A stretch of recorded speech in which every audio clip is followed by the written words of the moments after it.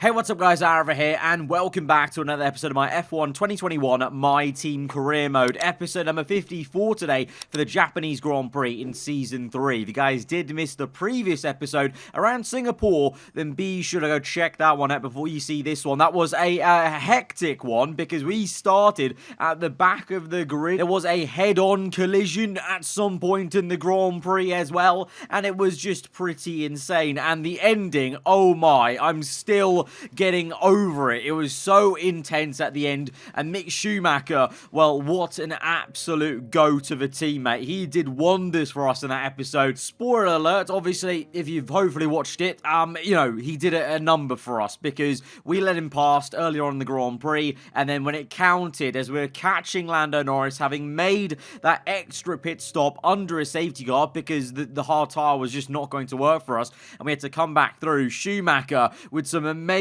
blocking. I've never seen an AI teammate actually move like that, like such like human-like movement where they're trying to actually help you out, like, actively. Obviously, I don't know if he was actually trying to help us out or the AI was simply just defending the position, probably so, but it's lovely to think that he could have been helping us out in that regard, and so he got some points over Lando despite being at the back of the grid. That is, that's a great race to have. Back of the grid, still getting points on our championship rival, and we have to, because there's still so many points to get, as he's got a massive, in career mode terms, a massive cushion in the championship. And we've only got 3 rounds to go as well, so it is very much crunch time, and I'm still, we're gonna try our best, but, we're definitely, we're the underdog here in this situation. Lando's been so consistent. Not surprised, though. He's 89 focus right now, 93 rated, but the 89 focus is the massive thing there, meaning that, he's, reaching his max potential, that those stats he has. So it's no surprise why he's been so supremely consistent. Probably the most consistent AI I've actually seen in a career mode, because at some point you think one race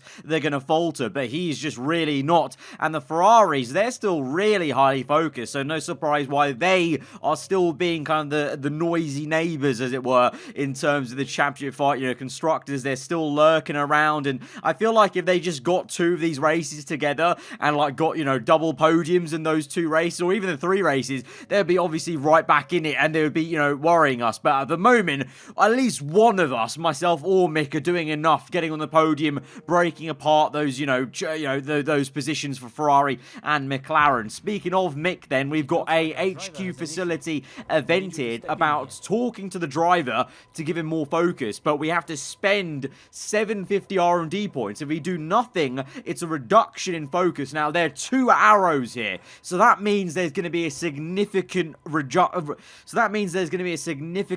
in focus, or a significant boost to focus. So even though it's 750 R&D points, which we kind of need, we need the R&D points because we've got an R&D reset coming for Season 4, so we need all the points we can get, but I really want to make sure we can secure this championship.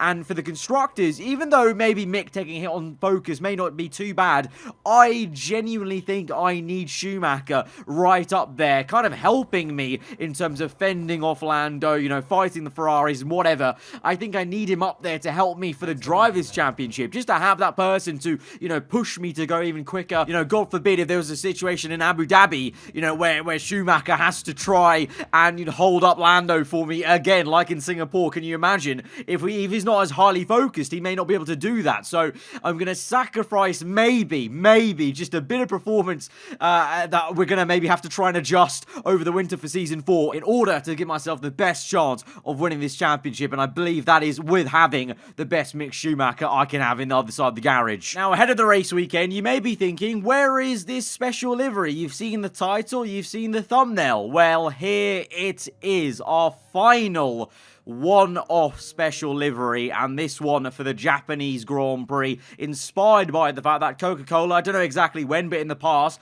have done a special cherry blossom version of their Coke cans over in Japan, and so it basically takes direct inspiration from that very can design to make this, what I think is a gorgeous cherry blossom, light pink to purple red design for Suzuka. I'm actually in love a little bit. This is actually maybe my favorite one. I really enjoyed the Coke Zero one we made for Monaco, and also even the Coke Zero vanilla flavor one we made for Silverstone, but this may be my favorite of them all. Has really come out nicely, and it's I think a nice fitting touch to the Japanese Grand Prix with the cherry blossom there. A lot of affinity, of course. I will say though, the worst timing for this ever at a race where I want to show off the livery from the kind of off-board cameras in the replay cameras. You may have seen on my Twitter, for whatever reason, after this Grand Prix, I usually how it works is I save my replay cameras and then record them, you know, maybe at a different time, or I just save them for the sake of safety in case the game, you know, crashes during the results screen. Obviously, it's happened before a lot, so now I just save the replay and then do the replay cam recording after I've loaded in back into the main menu so that the race is actually saved. But in doing so, for whatever reason, I don't know what's happened with my game. I don't know what's broken on it this week, as Singapore worked only 2 days ago. But for some reason, my replay cameras were broken. I couldn't actually load them up in the theatre mode system. So for the race, there are maybe 1 or 2 replay cameras from the highlights, you know, little file that the game makes for the race. But apart from that, unfortunately, I can't actually show you guys this livery very much in terms of in the race with these lovely replay cameras and showing you the actual off-board shot. So, I mean, obviously you guys know what it looks like, and it looks pretty damn sick anyway from the on-board as well. But just a little note there that it's I'm a little bit sad. It's not actually sad. I'm annoyed. I'm annoyed that I can't show off this livery, because like I said, it's my favorite one I think we've made so far in terms of the one-off one for these Coca-Cola themed ones. But sadly, the replay cameras are not there to show you it much. Like I said, there are a few from the highlights. But anyway, we're getting through Q1. Pretty simple job, of course. Red Bull looking pretty strong here with Verstappen up there fastest of all in Q1. Alonso P4, so obviously it's Honda's home Grand Prix.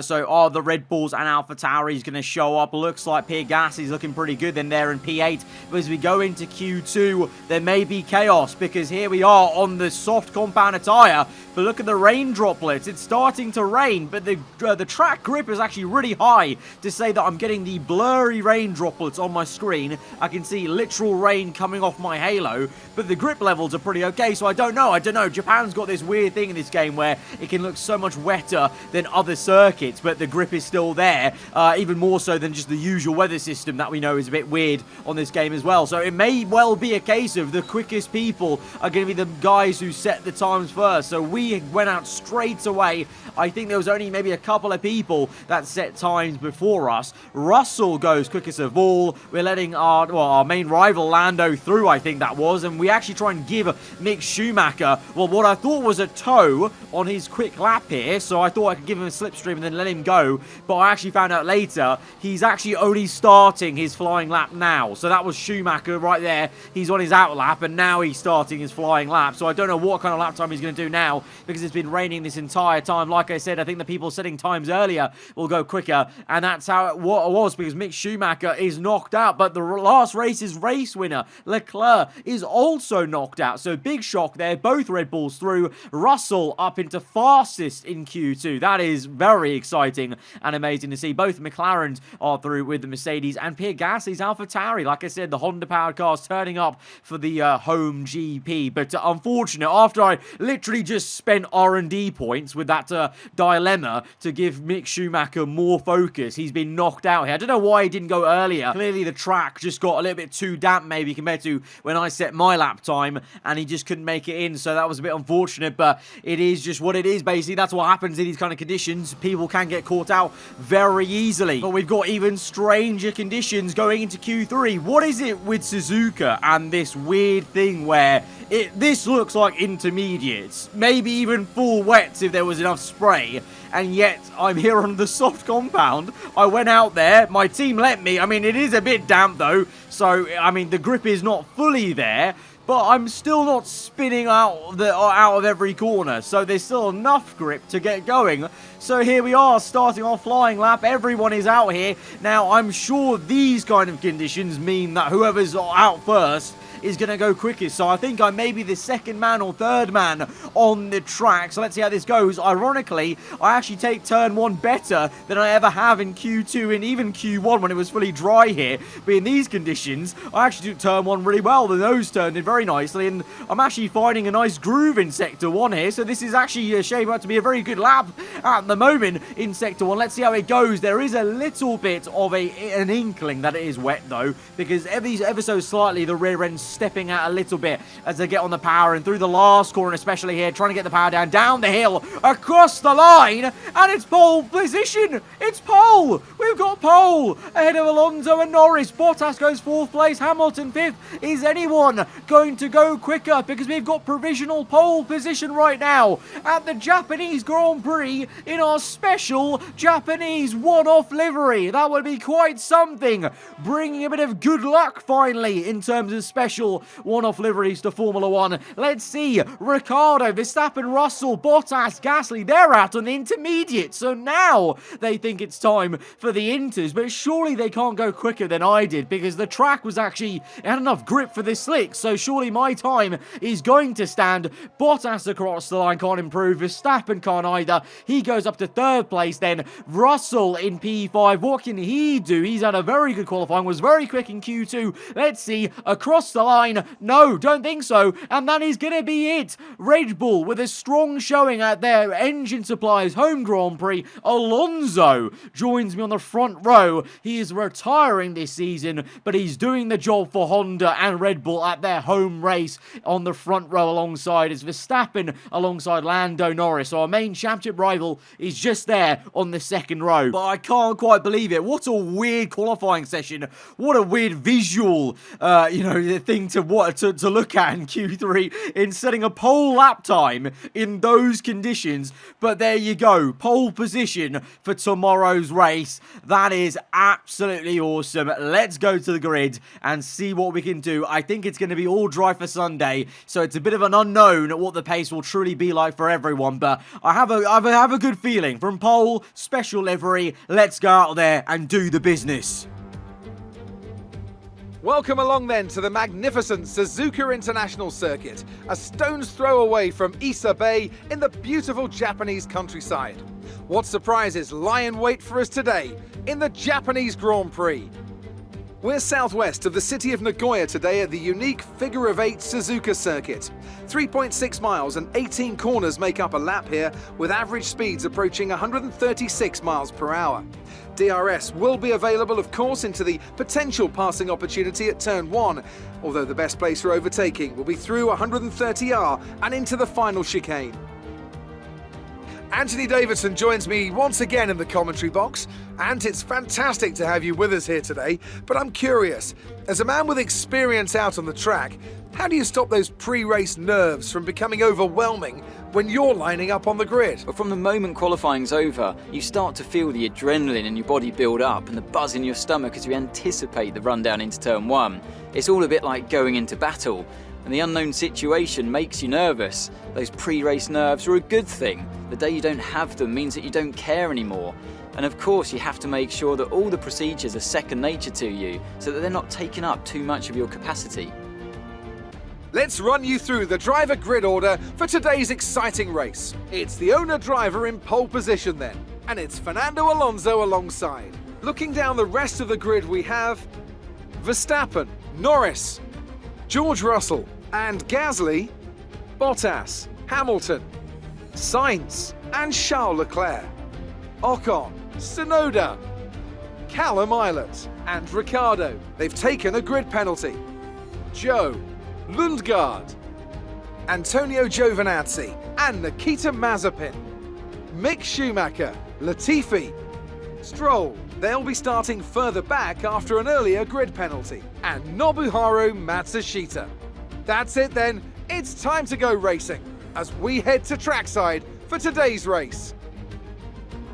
Well, even more bad news then for Mick Schumacher. Not only was he knocked out in Q2, he's going to take a grid penalty, so he's right at the back of the grid. So I don't know, actually, ironically, how much help he's going to be to me today after speaking about him being such a help last episode and for the remainder of this season. So at the moment, that, that loss of 750 R&D points ain't looking too great in terms of a decision. But I mean, we'll see. We'll see. The Ferraris didn't have a great day yesterday, to be fair to them. P9 and P10 for Carlos and Leclerc. So I think for the constructors, I think we'll be just about okay. Today is more about myself versus Lando Norris. We're on pole position. He is in P4. We've got 2 Red Bulls in between us. This is a great opportunity to get some really decent points depending on where we finish. But you've got to say from pole, it's the best place to be, of course. It's going to be nice and sunny at the start of the Grand Prix. Looks like this actually may be a one-stop from soft to hard tyres. I think last season, wasn't it? Or a season before at some point. I think we've seen people do a one-stop on medium, so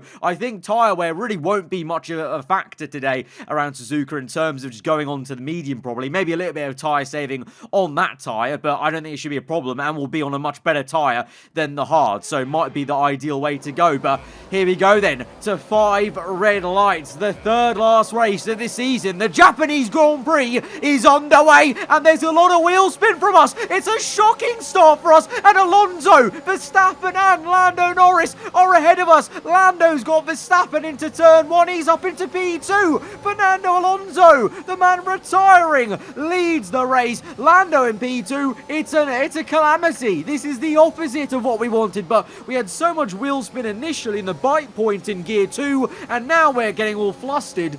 We had so much wheel spin, and then in 4th gear even. Let's look at a replay. One of the few replays I have, because this is from the highlight system on the game, and yeah, I just got you can see my rear end wobbling about. I got no drive off the 5 red lights, and Lando with the massive dive bomb on Verstappen to get up into P2. I mean, fair play to him for making that ballsy move, but horrendous for us. But there's a nice slow-mo shot of that lovely looking livery, which we won't be seeing too much of from that view, unfortunately, today. But I'm hoping it gave me good luck yesterday to get pole position. Not been the best of starts, but I'm hoping it can give me some more luck today to at least get back past Lando Norris later into this Grand Prix. And we've just gone purple, fastest of all on lap 3. We're gaining on Verstappen, but it's not going to be enough into turn 1. Can't really make a move. Very difficult from that kind of position where we're not right alongside them into turn 1. But we're at least speeding up in this Grand Prix, and we're giving the good chase after Verstappen, Lando, and then Alonso. But to be fair to Alonso's actually broken away from Lando quite a fair bit here compared to ourselves.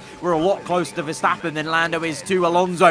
And speaking of Verstappen, he goes defensive. We're around the outside. We have a look, and we're on the grass. We had a little feint to the left-hand side. I wasn't sure where Verstappen was going to go, and he didn't even give us much room on the left-hand side. We kind of forced our way through on the left, and we'll do it again. Again, a tyre on the grass, round the outside, and we're off circuit now. Side by side, but Verstappen keeps the position. 2 different laps, 2 different attempts, and couldn't quite make it. Verstappen is making this very difficult for us. I just want to get onto the back of Lando Norris and go for that crucial overtake, but we can't get past the Dutchman. Here we go, 3rd time lucky, this time into the chicane. Squeeze him into the inside. Verstappen really late on the brakes, but he's taken too much curb. I think that was on the inside, and we're able to get that through on the left-hander into the last corner then as well. Trying to break the toe. DRS open for us, but Verstappen is looking so quick there on a straight line, so trying to break the slipstream, weaving about very much kind of almost like he did at Sao Paulo. A wide at turn 1, feeling the pressure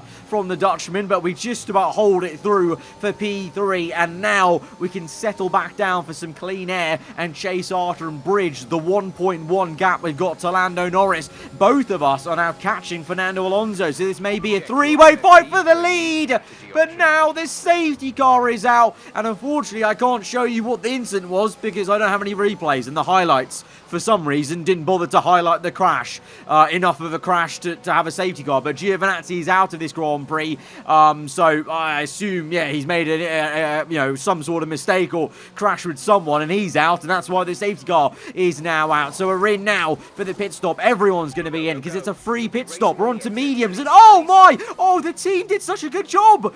The team did such a good job. If that was real life, Lando probably would have slammed on the brakes to let us by. Otherwise, there would have been a crash. Or maybe you would say my team would be penalised for unsafe release. I don't know. Either way, we ghosted through Lando. We almost got him. We almost jumped him in the pit lane, but it wasn't meant to be. Alonso still leads. Norris in second. Myself third. Russell. George Russell on the Alpine has jumped Verstappen because, of course, the Red Bulls would have had to have double stacked. So that's quite big news for Russell, doing a great job then in the Alpine in the top 4 here. But for us then, everything's neutralised. Everyone got a free pit stop under that safety car, so no one really gained from that. The only thing here is, I'm noticing everyone is on hards and I'm on mediums. My team immediately as I exited the...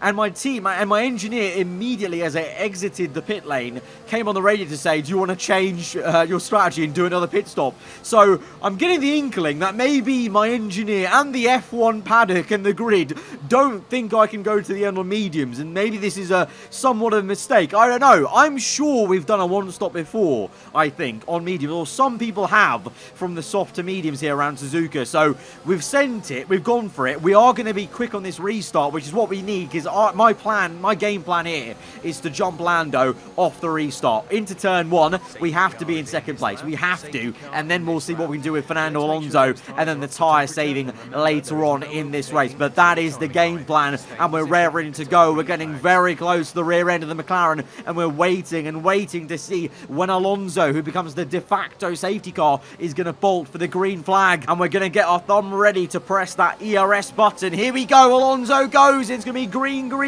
now for the Japanese Grand Prix, and we've got the run on Lando, maybe deploying ERS across the line into turn 1. Crucial overtake to make, and we've sent it. We've committed, but Lando comes back at us with the switchback move on the inside for the outside for the next left-hander, and we're now side by side into the S section of sector 1. Lando going around the outside there. Great stuff, but then we're going to punch back. Use a bit of ERS in the middle of that corner. Little bit sketchy and hairy, but it works. ERS deploying all the way up the hill, and we've made the most crucial overtake of the entire race weekend, maybe down the line, might even be of the entire championship. That was very important to get Lando off the bat, because now we're in the back of Fernando Alonso. Lap number 14, can we go for the move? Alonso defensive on the inside, we dive around the outside. Alonso, oh, he forces us off circuit. Alonso with the massive squeeze.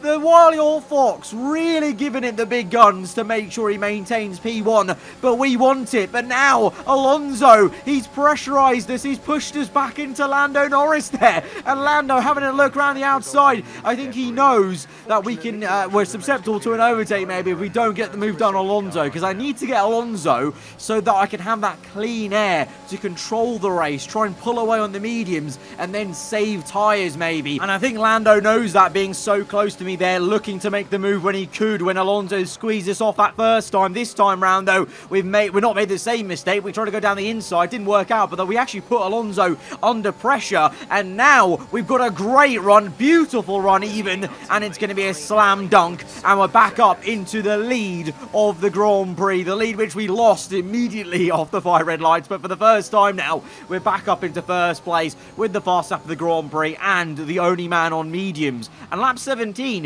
it's looking good, 2.4 the gap is, so the mediums are working for us very well, but the only thing is I'm pushing hard to bridge the gap, but the tyre wear is getting quite high. 32%. Doesn't sound high, but 32 is quite a large percentage, and that's when you start actually feeling it a little bit on the front end especially. And by lap 20, 3 laps later, Alonso is now 2/10 underneath us. So he's eroded the 2 seconds, and he's right there. So now these guys on the quicker tyre, and the advantage they have is not going to stop there, because we've got team radio. Don't panic just yet, but we've seen a problem at our end. We're looking into it. We can confirm that it's an issue with our engine. Okay, touch wood. Seems like the fault has resolved itself. So a classic case of our engineers saying they fixed the problem straight away, but I don't think they have. Look at the bottom right. I think the audio is broken because I'm stuck in lean mixture. You can't even manually put the car into lean mixture unless it's a safety car period. So my car is stuck in lean mixture. We do have an engine issue and it is affecting us right now. I don't know what that audio was. Our team said they fixed it. They've not. And only now it's fixed. Now it's the standard. But have you seen the pressure I've got in my mirrors? Alonso, Norris, even Russell, all three of them have closed up in one sector because our engine was in lean. And in this year's game, lean mixture means lean. Like, it's a massive drop in power, especially if you have it on the hard setting. And so that was just a calamity because now Alonso has a great run. Norris might have a good run as well. We need to watch out, Alonso on the inside. We're going to be into 130R side by side. Maybe no, he backs out. He backs out. We're able to breathe a little bit. But Alonso is there. Norris is there. Russell is there. We need to be very careful. We've got 6 laps to go.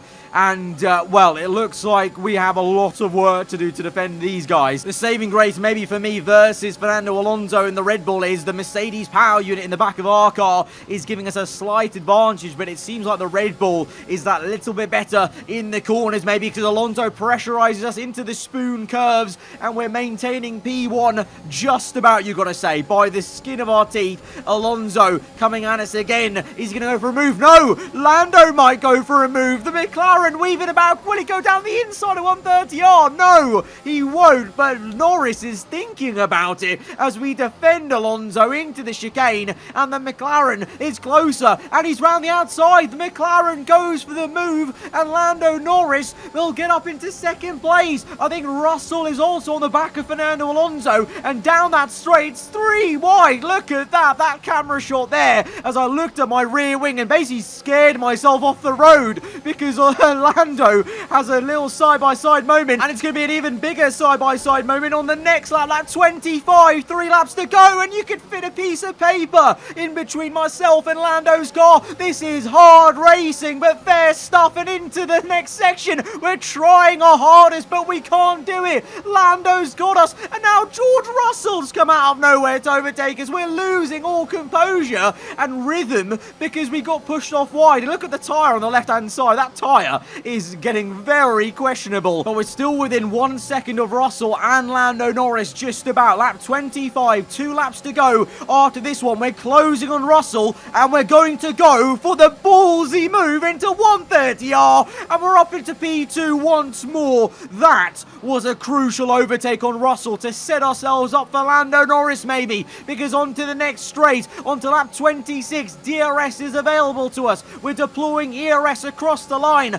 The front tyres are screaming, but we're going to scream as we go past Lando into turn 1, into P1, slow it down, park the car on the apex, and we're back into P1. It was all looking horrendous, but we maintained the 1 second. We kept it cool. We made a lovely move on Russell, and then a crucial one on Lando Norris on the second last lap. Last lap here, we're on 74% tyre wear, the red icon, which means puncher territory. We're watching out. The medium, we went for it. It was a gamble. It's a gamble that may just pay off, though, because Lando was not able to catch us into turn 1 there. Let's see through the spoon curves. We're a bit slow. We've got some ERS to deploy, though, but Lando's got the slipstream. Let's see. What will he do? Here we are. Last lap. Is he going to pull out on the left-hand side? No, we have the overspeed. We're pulling away from him. The ERS we saved up over that lap has helped us out, and so into the final 2 corners.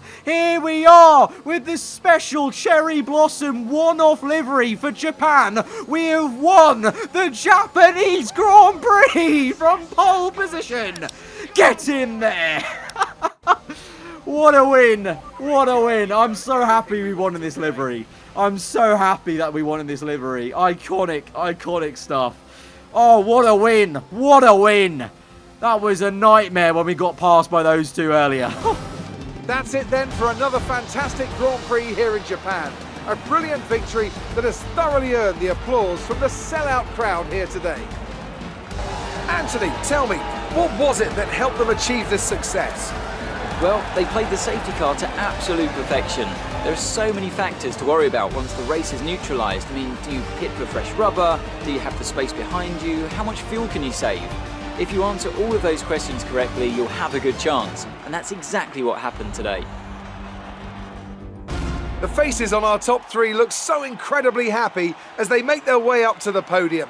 A much-deserved victory and a brilliant performance from them all. Well, there you go. I think that's win number 4 of the season at the Japanese Grand Prix with that lovely one-off livery. And despite us winning 4 races, and I think Lando's only won 3, that's just how consistent that AI has been of Lando's, because he's still leading the championship despite having 1 less win. Usually, you know, especially in my career modes with 16 races, where it's such a short season, you need to be matching win for win to have any chance of even fighting people, because a win is obviously usually quite a big deal. But Lando's been so consistent. Again, you know, P2, the best he could do, damage limitation for him, 18 points. We got 25. Ricardo, his teammate, I've only just seen that, his teammate stole the fastest lap from me. So once again, Lando's teammates helped him out so I can get 1 less point on him in the championship, the lucky bugger. So in the championship then, going into the final 2 rounds,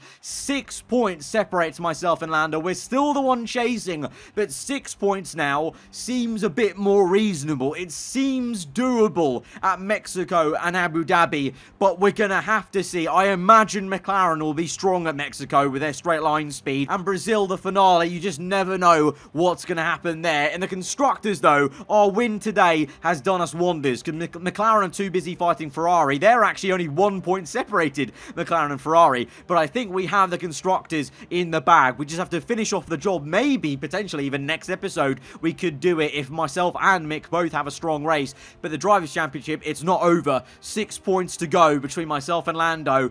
Could we do it? Could we do it? 2 rounds to go. But what an amazing Japanese Grand Prix with this livery as well. Guys, if you did enjoy the race and you liked the livery, then be sure to smash that like button. Let me know what you thought in the comments below. If you're new around here, then do get subscribed for weekly Formula 1 content, and I'll see you guys next time. Goodbye.